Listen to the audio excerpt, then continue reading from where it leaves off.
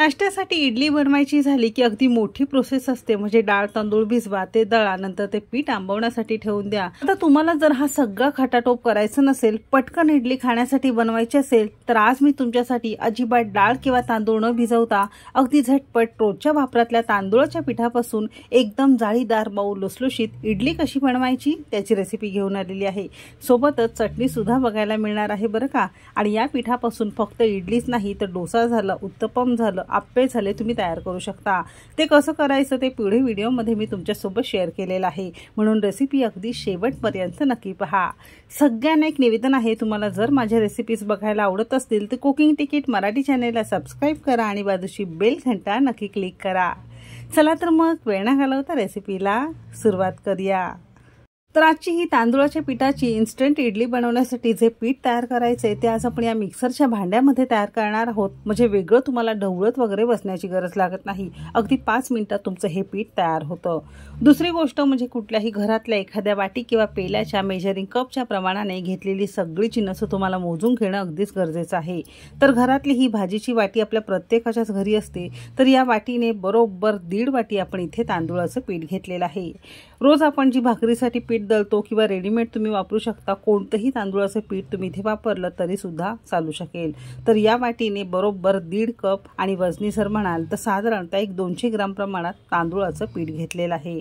तर ज्या वाटीने 1.5 कप तांदूळाचं पीठ मोजून घेतलेलं आहे, अगदी त्याच वाटीने इथे आपण अर्धी वाटी रोजच्या वापरातला रवा घेतलेला आहे। रवा जाड बारीक कोणत्याही क्वालिटीचा जो घरामध्ये उपलब्ध असेल तो रवा तुम्ही इथे वापरू शकता।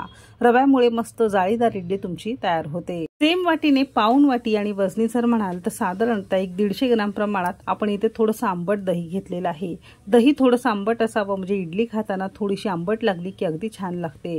आता ज्या वाटीने दही घेतली अगदी त्याच वाटीने बरोबर 1 वाटी आपण इथे साधं पाणी घेतलेलं आहे। म्हणजे बघितलं, घेतलेली सगळी जिन्नस अशी ही वाटीने कपाने किंवा पेल्याने जर तुम्ही मोजून घेतली तर तुमचा हा पदार्थ इडलीचा अगदी परफेक्ट तयार होणार आहे। चवीपुरतं किंवा अर्धा चमचा आपण इथे मीठ घेतलेलं आहे। मीठ तुम्ही तुमच्या चवीनुसार कमी अधिक करू शकता। मिक्सरला सगळी जिन्नस एकदा छान फिरवून घेणार आहोत। बघितलं, मिक्सरच्या भांड्यामध्ये अगदी 3 ते 4 मिनिटात तुमचं हे इडली बनवण्याचं पीठ तयार झालेलं आहे। आता हे पीठ तुम्ही बघू शकता, खूप जास्त पातळ नाही किंवा खूप जास्त घट्टसर नाही। आता एकाच डायरेक्शनमध्ये मिनिटभर आपण छान हे फेटून घेतलेलं आहे। ही झटपट किंवा इन्स्टंट इडली असल्यामुळे याचं पीठ जास्त पातळ करायचं नाही, असं थोडंसं घट्टसर आपल्याला ठेवणं गरजेचं आहे। तर असं हे छान आपलं पीठ तयार झालेलं आहे। तर या पिठामध्ये आपण रवा वापरलाय, रवा फुलायला थोडासा वेळ लागतो, म्हणून 3 ते 4 मिनिटांसाठी आपण याला झाकण लावून ठेवणार आहोत। म्हणजे मस्त रवा छान फुलेल आणि इडलीला मस्त छान जाळी सुटेल। आता पीठ भिजेपर्यंत पटकन ओल्या नारळाची चटणी कशी बनवायची ते बघणार आहोत। म्हणजे मस्त आपल्या गरम गरम वाफाळत्या इडल्यांबरोबर ही चटणी तुम्हाला खाता येईल। चटणी बनवण्यासाठी सारख्याच वाटीने इथे आपण अर्धी वाटी ओल्या नारळाची कापं घेतलेली आहे आणि अर्धी वाटी भाजलेली डाळवं घेतलेली आहे। दोघांचं प्रमाण इक्वल किंवा एकसारखं असावं। तुमच्या घरामध्ये जर भाजलेली डाळवं उपलब्ध नसेल तर भाजलेले शेंगदाणे जर वापरलं सालं काढून तरी सुद्धा चालू शकेल। सोबतच 2 हिरव्या मिरच्या, 2 ते 3 लसणाच्या छोट्या पाकळ्या, अर्धा इंच आल्याचे तुकडे आणि थोडंसं चिंच घेतलेलं आहे। चिंच नसेल तर अर्धा चमचा दही घेतलं तरी सुद्धा चालू शकेल। सोबतच चवीपुरतं मीठ घ्यायचं आहे, तुम्ही तुमच्या चवीनुसार इथे मीठ घेऊ शकता। आता ही सगळी जिन्नस मिक्सरच्या भांड्यामध्ये काढून घेतलेली आहे। चवीपुरतं मीठ सुद्धा घातलेलं आहे। गरजेपुरतं थोडंसं पाणी घालून जमेल तितकी बारीक चटणी मिक्सरला छान फिरवून घेणार आहोत। आता चटणी तुम्हाला जितकी पातळ घट्ट लागत असेल तुम्ही तुमच्या आवश्यकतेनुसार यामध्ये पाणी घालू शकता, पण चटणी करताना छान बारीक करावी। आता ही चटणी तुम्हाला हवी असेल तर अशीच खाऊ शकता। आपण याला मस्त फोडणी देणार आहोत। त्यासाठी फोडणी पात्रात अर्धी पळी आपण तेल छान कडकडीत गरम करून घेतलेलं आहे। तेल छान गरम झालं की गॅस बंद केला तरी सुद्धा चालू शकेल, कारण पटकन फोडणी करपायला लागते। गरम तेलात अगदी पाव चमचा मोहरी घातली, अर्धा चमचा उडीद डाळ घातलेली आहे। छान लालसर झालं की यामध्ये 8-10 कढीपत्त्याची ताजी पानं घालायची आहे। अगदी पाव चमचा हिंग अगदी शेवटी घालायचं आहे, नाही तर पटकन करपतं। लक्षात असू द्या, गॅस आपण बंद करूनच ही फोडणी करतो आहोत। अजिबात न करपता पटकन ही गरम गरम फोडणी आपल्या या चटणीवर घालायची आहे आणि चटणी खाण्यासाठी तयार झालेली आहे। चटणी हवी असेल तर अशीच खाऊ शकता किंवा अशी ही फोडणी दिली ना तर पचायलाही हलकी जाते आणि चवीला तर 1 नंबर लागते। तर ओल्या नारळाची चटणी इडली बरोबर खाण्यासाठी आपली तयार झालेली आहे। इथे साधारणतः 2 ते 3 मिनिटं झालेली आहेत। पीठ सुद्धा छान भिजलेलं आहे। रव्याने हवं तितकं पाणी शोषून घेतल्यामुळे पूर्वीपेक्षा थोडंसं पीठ तुम्हाला घट्ट दिसत असेल। असं हे पीठ तुमचं इडली बनवण्यासाठी फायनली तयार झालेलं आहे। अगदी ज्या आयत्या वेळेस तुम्हाला इडल्या बनवायच्या असतील त्यावेळेस एक पाऊच आपण इथे इनो फूड सॉल्ट घातलेला आहे। यामध्ये साधारणतः अर्धा चमचा इनो सॉल्ट असतो। तुमच्याकडे जर इनो फूड सॉल्ट नसेल तर याऐवजी अर्धा चमचा तुम्ही खाण्याचा सोडा जर घातला तरी सुद्धा चालू शकेल। ॲक्टिवेट होण्यासाठी अगदी चमचाभर साधं पाणी घालून एकाच डायरेक्शनमध्ये मस्त फेटून घेणार आहोत। आता तुमच्यापैकी बरेच जण असतील त्यांना सोडा किंवा इनो चालत नाही।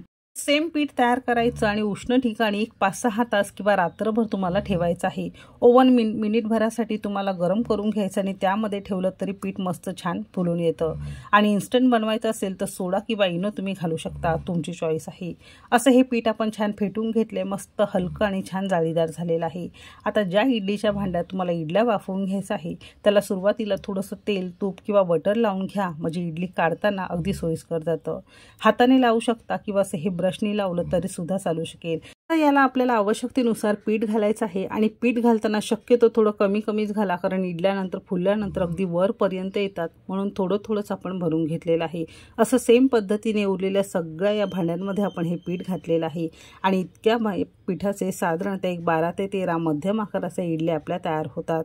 दुसरीकडे स्टीमर किंवा इडली पात्र आपण गरम करून घेतले, त्यामध्ये तांब्याभर पाणी घातले, म्हणजे पाण्याला अशी छान झाकून उकळी आलेली आहे। आता या उकळत्या पाण्यावरच आपल्याला हे स्टँड ठेवणं गरजेचं आहे, म्हणजे जर खालचं पाणी गरम असेल ना तरच तुमच्या इडल्या मस्त फुलून तयार होतात। आता याला दोन्ही स्टँड आपण ठेवलेले आहेत। आता झाकण लावायचं आहे आणि मध्यम आचेवर साधारणतः 10 ते 12 मिनिटं इडल्या आपल्याला छान वाफवून घ्यायचं आहे। सुरुवातीला पाणी छान गरम करून घ्यायचं, नंतरच मध्यम आचेवर 12 मिनिटं आपण हे छान वाफवून घेणार आहोत। तुमच्याकडे जर इडली पात्र नसेल किंवा छोट्याशा टोपामध्ये तुम्हाला पाणी गरम करत ठेवायचं आणि त्यामध्ये वाट्यांमध्ये तुम्ही ही इडल्या तयार करू शकता। 12 मिनिटांनंतर हलकासा कुकर थोडासा थंड करून घेतलेला आहे किंवा कोमट करून घेतला आहे। बघू शकता मस्त छान इडल्या वरपर्यंत फुललेल्या आहेत। आता हे दोन्ही स्टँड खाली काढून घेणार आहोत आणि फक्त मिनिटभरासाठी थोडंसं कोमट करून घेणार आहोत आणि इडल्या खाण्यासाठी नंतर तयार होतील। बघू शकता किती सुंदर इडल्या झालेल्या आहेत, मस्त परफेक्ट इडल्या तुमच्या तयार झालेल्या आहेत। म्हणजे कधी इडली खाण्याची जर इच्छा झाली तर या पद्धतीने तुम्ही इडली नक्की करून पहा। जर सोडा किंवा इनो चालत नसेल तर तुम्ही हे पीठ आंबवून तयार केलं तरी सुद्धा चालू शकेल। सेम पद्धतीने तुम्ही या इडल्या तयार करू शकता। हाताने सुद्धा अगदी सहज निघतंय। बघू शकता अजिबात भांड्याला पीठ चिकटलेलं तुम्हाला दिसत नसेल। मस्त जाळीदार छान गुबगुबीत तुमची ही इडली तयार झालेली आहे। अजिबात कोणतीही पूर्वतयारी न करता, डाळ तांदूळ न भिजवता नुसत्या तांदूळाच्या पिठाची ही इडली एकदा नक्की करून पहा। मुलांच्या डब्याला जर आयत्या वेळेस तुम्हाला काही करून द्यायचं असेल तर या इडल्यांचा प्रकार तुम्ही नक्की ट्राय करू शकता। आता याच इडल्याच्या पिठांमध्ये तुम्ही वेगवेगळ्या बारीक चिरलेल्या भाज्या घालून मुलांना जरी डब्याला दिल्या तरी सुद्धा आणखीन हे पौष्टिक राहील आणि अगदी दिवसभर जरी म्हणाल तर मस्त मऊ लुसलुशीत राहणार आहे, अजिबात ही कडक होत नाही। या पिठाच्या आपण इडल्या तयार केलेल्या आहेत। पीठ थोडंसं पातळ करून तुम्हाला छान पेपर डोसा किंवा पातळ पेपर डोसा, साधा डोसा तुम्हाला तयार करता येणार आहे। मसाला डोसा सुद्धा तुम्ही तयार करू शकता। थोडंसं घट्ट पीठ आहे तेव्हा तुम्ही याचे उत्तपम, वेगवेगळ्या भाज्या घालून आप्पे सुद्धा तयार करू शकता। म्हणजे जे तुम्हाला तयार करायचं असेल ते तुम्ही या पिठापासून तयार करू शकता। इडली बघू शकता किती जाळीदार झालेली आहे, मस्त लुसलुशीत झालेली आहे आणि कोणी विश्वास सुद्धा ठेवणार नाही तुम्ही ही इन्स्टंट किंवा तांदळाच्या पिठापासून तयार केलेली आहे। तर नक्की करून पहा आणि कशी झाली कमेंट करायला अजिबात विसरू नका। जर रेसिपी आवडली असेल तर एक लाईक नक्की करा। चॅनलवर नवीन असाल, अजून तुम्ही चॅनल सबस्क्राईब केलं नसेल तर कुकिंग तिकीट मराठी चॅनलला सबस्क्राईब करा आणि बाजूची बेल घंटा नक्की क्लिक करा। चला तर मग भेटू एक मस्त आणि जबरदस्त रेसिपी सोबत। तोपर्यंत मस्त खा आणि स्वस्त रहा।